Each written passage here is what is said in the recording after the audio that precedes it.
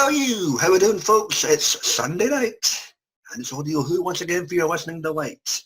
We have a half dozen round table here to tackle a story in the 5th season of the Third Doctor Adventures for Tim Creole and Katie Manning, entitled Primord. Yes, we have the resurrection of the Brigadier under the guise of the voice actor extraordinaire John Coleshaw. And we have the return of Professor Elizabeth Shaw, ably performed by the late Caroline John's daughter herself in the guise of Daisy Ashford. What did we think of this tale? We have a little outing in Cambridgeshire, we have experiments, we have robberies, we have the military somewhat going AWOL and taking martial law into their own hands as well, at the bequest of a fucked up politician. Welcome to 2019, folks. You're a bit to find out, but before we get to that, let's get to this. It's your panel this evening. Joining me from the inner sanctum of his own bedroom, it's Jake. How goes it, Jake? I'm doing great. Welcome back to my dominion. Yes, hashtag mindfuckery. Joining us from Mass, minus Zippy, Bungle and George and Jeffrey Hayes, it's Sue. How goes it, Sue? Hello. Good to see you. Always remember when I see Mr. One Medina. How goes it, Will? Hey, happy Puerto Rican Day. Yeah, there we go. All the way from Tottenham. Philip, how are you? I'm gay today. It's Pride, ladies and gentlemen. Oh, I'm kidding, folks. He's gay every day. And all the way from Texas, he has a beard that must be feared. It's Texas come out. Timbo, how goes it, man? Howdy. Howdy, there we go. So, guys, Primord, somewhat of a kind of sequel to Inferno, if you choose to accept it as such. It does follow on the mythology of the so-called temperature creatures. We are slap bang in the middle of Jo Grant's run, and she has the very nice task of meeting her predecessor in the guise of now Professor Elizabeth Shaw. So, where to begin with this tale? Okay, opening thoughts. Let's go for opening thoughts, mate. Primord. First, I gotta give out to Big Finsh to having these actors, voice actors, to play the Brigadier and Liz Shaw, even is her daughter. They did their voices sounded just like the actors on TV. You gotta give a shout out to that. That's right there. Also you gotta give the story, like you say, it's sort of like a sequel, to the Inferno like that. And I was really intrigued by it because the way Liz Shaw was acting, I'm like, man, what happened? This chick is that pissed off that she's gonna betray everybody like that, until you follow the story. Then you find out like, she has a fiance, like in a way it was bizarre, considering thanks to Big Finsh and having stories of her taking place after Unit, we know that she never got married like that. So that's a little. Oh no, you know why? Yeah, you know why. So you gotta that's a good shout out right there. You gotta give it credit because it didn't borrow nothing from Inferno, like no drilling and nothing like that. It just a few names. Yeah, a few names, of course, and the slime that causes the infection like that. So you gotta give a shout out to that, and they're using it in such a different way that the story stands out by itself. So I talk about other stuff a little bit. So right now it's a great beginning. Okay, thank you, mate. Timbo, second time around for you in 2 days. Anything new? What do you reckon? Well, I would just say I agree with William. They did an excellent job with this, and they took it was a pretty risky move to recast the Brigadier, I would say, and the fact that they pulled it off so well is excellent. I mean, he really does have the voice for the part, and the idea that they auditioned all these people. Can you hear me? Yep. The idea that they auditioned all these people and just fell back on Coleshaw, who's always at Big Finsh anyway. I mean, they did a really good, fantastic job, and I think also Daisy Ashford was incredible. It sounds incredibly a lot like her mother. So I mean, this is something they should do more of. They should make some more Series 7 episodes with this crew. I mean, early unit days. I mean, with Liz, it's awesome stuff. That might be something that they'll consider down the line. They know that she's passed the test with flying colours. All right, Sue, opening thoughts? Okay, well, I'm just really darn happy, and as a as a clam that the Brigadier is back. John Culshaw did not murder this. My childhood is secure. It's beautiful, and I liked the fact that Daisy Ashford is actually the daughter of both Liz Shaw and the Master Jeffrey Beavers. I had to look that up. There you go. That was really interesting. She has crispy DNA. Yes. Yes, and so it was really cool that she nailed her mother's old role quite handily. And so I also like the fact that the Stallman gas was transitive through touch again, and that was really good. And so the doctor got it. He got sick. So yeah, pretty cool. And temperature control, all of the stuff from the Inferno, all of the little science stuff from the Inferno. It made a good thing. So that's my. All righty. Glad to know you can sleep soundly at night. Okay, Jake, make it brief and be what you want it to be. I have listened to this story 4 times, and to me, it is utter perfection. Very rarely have I heard a Big Finish audio that fits into the era as perfectly as this bloody story has. And I have to give props to John Dorney for how he's written a very worthy sequel to a really good story. And as listening to all these voices, like John Coltrane and everything, you wouldn't know that it wasn't them. Like what Will said, perfection, utter perfection, and it recreated one of my personal favourite eras in all of Doctor Who history. And I'm going to be a bit risky and say probably Big Finish's best release of the year so far. Wow, that's a bold statement considering I've still got a few more to come down the pike, but hey, each to their own. All right, Philip, speaking of pikes, what do you reckon, mate? You're on mute. My pipes are clean, thank you very much. But besides that, I'm going to echo what everybody said, even what Jake has said. Perfection is not even a word. It's beyond perfection.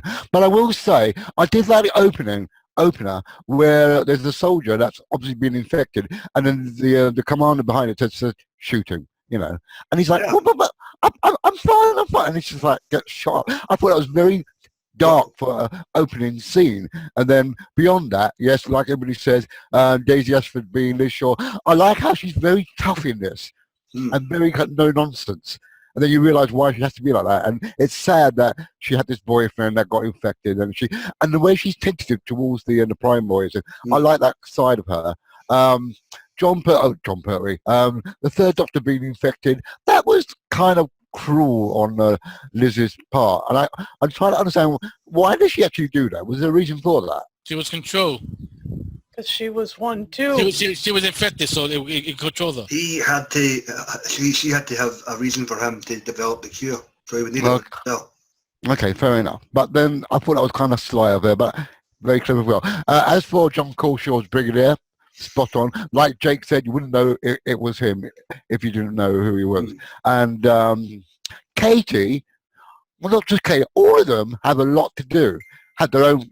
Be quiet, you. Oh, it's him. Oh, anyway, all of them had a lot to do. My God, show them decorum. All of them had a lot to do in the story. They had their own little breathing space to develop themselves. And that's what I like about this sort of story, because everyone has a part to play. And even down to the Primords had a part to play. I wish they had voice, though. Rather than all that grunting and stuff like that, I would like one of them to have a kind of vocal voice to emulate what they're saying and feeling. But they really didn't in the Inferno story. Well, no, I know they didn't, but it would help a bit just to give them some sort of empathy. To be fair, in that story, too many folk were too busy looking at Uma Pooley anyway, so it wasn't a big. But you know what? The other thing, one final thing, it's almost staple diet to have a high-ranking officer being a crooked bloke behind everything. Yeah, me too. Was it Harris?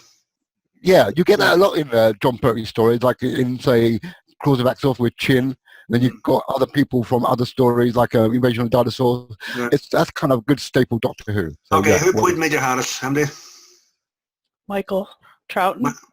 Was it Michael Yes. Troughton? Oh, fuck. Yes. Okay, there we go. Yeah. Oh. There you go. Good it was. Okay. Yeah, he's came a long way since Deborah his- Fletcher, the New Statesman, you know. His name was General Sharp. What am I getting Harris for? What the fuck? I'm tripping. General Sharp. Okay, there we You go. probably confusing with that Private Callahan. That's what it was. Oh, right. Yeah, the young fella. Yep. Yeah. Okay. And for me, I'll concur with what the group said that thus far in this thing. John Coleshaw, bloody phenomenal.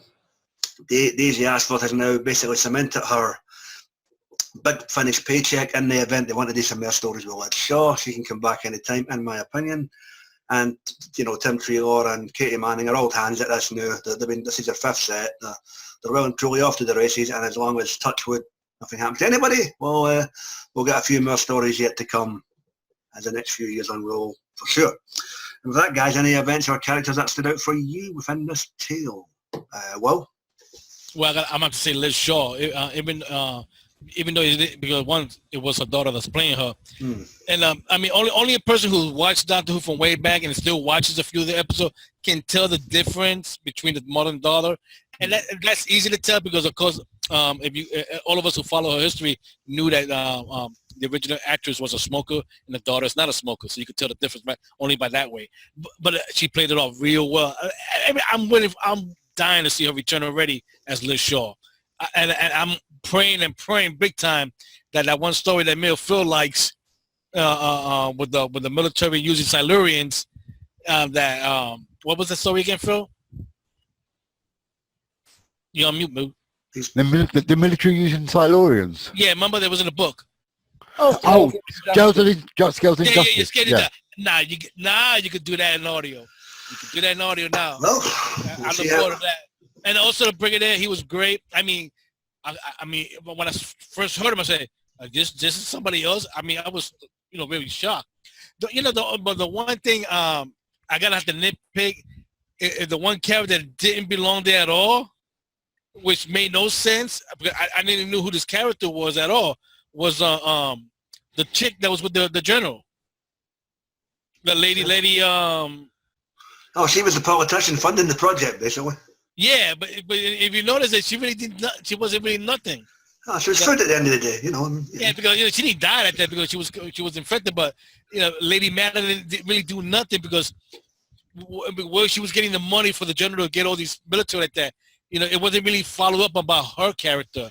Because she know that because we know because of the story, right. The general wanted to use them as weapons and drop them off into areas that he deemed was enemy of the state like that. Because her character wasn't really show more like right. How she met him and all that stuff. I didn't get to mention nothing about her. So in a way, her character could easily not be put in the story and just the general could have just mentioned stuff like.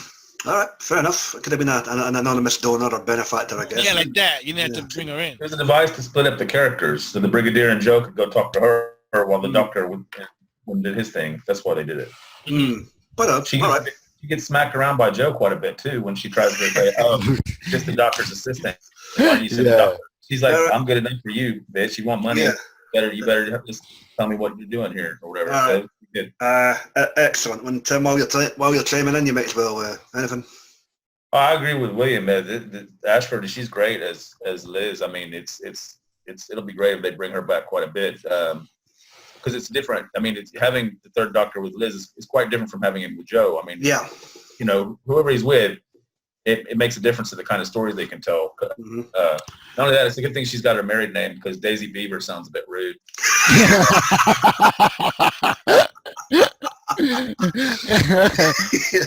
You know what? Here's you, Mr. Wells, yeah. But, sorry, and the music was incredible. It sounds just like 1972 all over again. Yeah. It's interesting how they what's the word I'm looking for? They vocalize where this takes place because he goes to it's not to see you since what's that story called? It's a companion chronicle, and it was a 4 CD story. I can't remember what it's called. Mega. No, it's something of the New Dawn. Oh, the Bluetooth? No, something of the New Dawn. Sentinels of the New Dawn or something. That's the one. Yeah, he mentioned Mike Yates story, isn't it? No, that's a Liz Shaw one with John Perry. All right. Okay. Yeah, so it takes place straight after that one. So we're Well, tying in Companion Chronicles as well. Why the hell not? There we go. Yeah. Yeah. All right, Phil. Anything else stand out while you're chiming away there, like Tweety Pie? You know what? Yeah, just a lot. A lot of it is due to the fact that I'm enjoying having to hear the Brigadier for once in a full cast story, as well as Liz Shaw. And I'm like everybody said, I'm hoping they will slot in another one in between the stories that she were in on TV. They can do that. So they can do that quite a lot somewhere, can't they? They can do it. There's a lot of space. I mean, for for that, instance, so. you know how much time passed between Inferno and Terror of the Autons, so. Yeah, exactly. Or even from the beginning, Spearhead and the other one, two ambassadors. So there's also a lot of space to play with. Yeah. But then again, would you want Joe in there just to round it off though again? Because well, you could always do that with your own, you know. But you remember now that we got a new voice actress doing Liz Shaw, and there's no problem with Liz meeting another doctor also. So there's no problem there now. Yeah, that's true. Depends on the story, I guess. All right. If you go by the what do you call it, the short story, she's already met the meddling monk, so that was quite an interesting thing to throw in as well. Let's not get into the Rufus Hound territory. Jake, anything for you? I love the little interaction when the Doctor and Joe are about to go off and the Brigadier pops along and helps them put their bags in. I love the interaction between them all because it was such a nice little 70s thing. Yeah. That's when I thought, yeah, this is going to be the tits because it was the tits. It was fantastic. And I'm going to agree with like what everyone's been saying. The next set should be set in season 7 because Davey Ashford was fantastic and it would be nice to bridge that gap like everyone's been saying. And perhaps, a Scales of Injustice adaptation might be nice. Maybe not necessarily an adaptation, but something based on it. All right. But yeah, perhaps we could have a Master story with Liz or something. So we've yet to have a third Doctor and Master story with Big Finish. Which I think we could rekindle Daddy and Daughter. Yeah, exactly. For a wee impromptu. Yeah. I mean, in the recording booth, you know. Yeah. What Big Finish have done though, I think, has been a very clever move because now you can have the Brigadier with other Doctors now, not just necessarily with 3 John. and 4. Yeah. I'm not sure if Tom will do it because I vaguely remember him saying he doesn't want to like have impressionists do like Sarah Jane or the Brigadier to be with him sort of thing. So to be fair, he doesn't need to be in the recording studio with him, as we know with Lara Ward and shit, so... Maybe not them, yeah, but like with 8 or something, like have an 8 and... a better 8 and Brigadier story than what we got with him in Hell sort of thing. Well, so, have a David Tennant and Brigadier story. There's so much possibility now with what Big Finish is doing to have a wider range. Just out of curiosity, was that the last one Nick Courtney did, Minuet in Hell?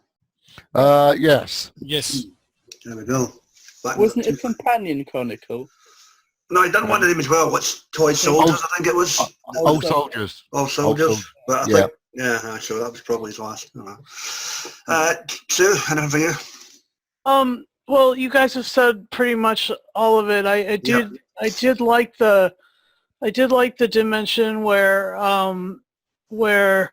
Liz, sounded so crooked, and I also like I like how bad or how authoritarian, how like dictatorial Shaw was, like or the general, and that was intense. And so those are cool moments, and I particularly liked that moment that Jake had mentioned when they were loading the bags, because Joe had packed for every single contingency, and the Brigadier was like, well, perhaps that's a good thing. So. Okay. And can I just say, I do hope that we get a story where somehow the TARDIS is working and Liz gets a chance to go whooshing off with the Doctor on another planet somewhere. Just to get put in a different setting other than Earth. Well, that would be fine, but they'd obviously have to find a way to wreck it again, so it would fit into when he gets his Yeah. again at Yeah. the Three Doctors. What So, happened in that monk audio with her? She got put on the spaceship. Yeah, I know, but that's not what you can't really class it as a proper audio All play. right.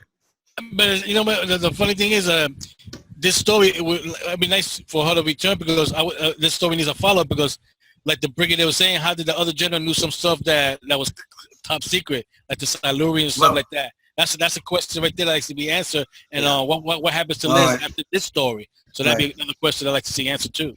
Okay, and for me, everything's already been covered in terms of what I enjoyed, but that's what I will say, although it's amazing how John Donnelly can set something in the 1970s, you know, whereby the folks are worried about getting, you know, transmitted diseases and being turned into a Primord when generally in everyday life we're all just worried about STDs. But that notwithstanding, what I did like though was the whole chemical cure at the end where the Bunsen burners were used in the school. And the you know, everybody was basically cured and everybody lived. My God. Except Don- one. Yeah, except one. Yeah. John Donnelly does it, he's a genius. Moffat does it and he's a complete prick. Yeah, there we go. That's Doctor Who fans for you folks. So, yeah. And for that, guys, it's time ticking away here. Over about posting the cast quickly. Anything else you want to bring up before it gets rated? And then they can. Well, I think I agree with what Jake said also that this really does, the casting of these two people really broadens out what they can do with this series now. Because as of now, it's all just been the Doctor and Joe traveling and hither and thither and all that stuff. Now you can have unit attack stories on Earth, somebody attacking Earth and units there. And because you got Benton as well. So you can do a lot of what they did on television during this time. Yes, the mics have been cleaned and John Levine is back. Anything else, guys? No? Oh, well, quite simple and to the point. It's that time again. We in Big Finish would like to give the Queen of England a happy birthday. She celebrated yesterday. Yes. Release the corgis. Primord. And our condolences to the family and friends of Paul Darrow. Yeah, okay, but yeah, Boyd 7's -1. So,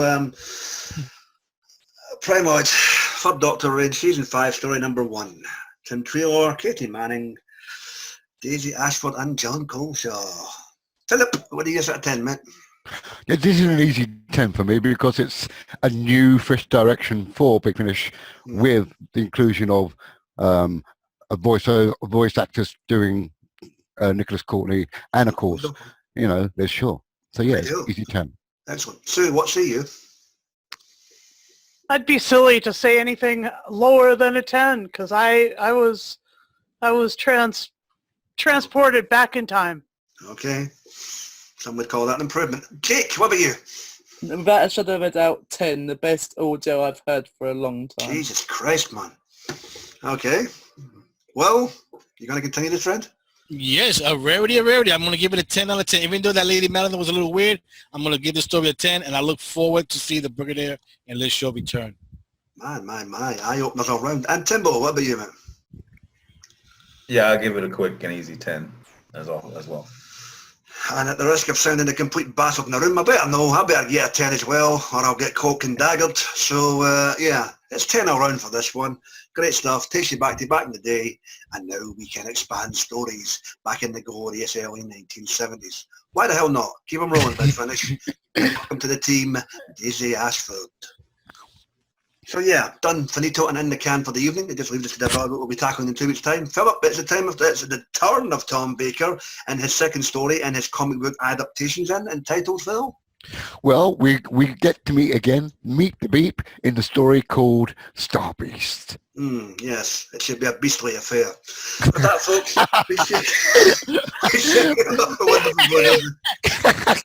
Well, the wacky world of the YouTube, you get the guys and dolls, the geeks assembled, the TV already held, and movie reviews. You get Dr. Freedom, his new broadcast, hundreds of media files, as well as the adventures of Dr. Freedom, Eric. You get Sammy Cattle, Johnny Boys, Mike Shannon, whenever online. Like, share, comment, subscribe, thumbs up, thumbs down. We're getting the hell on it here. It's been a bittersweet weekend, folks. We've got Lucifer for season 5, but it's the last one. We'll say thank you, Netflix, and we'll say fuck you, Fox. Good night, folks, and Be seeing you. be seeing you.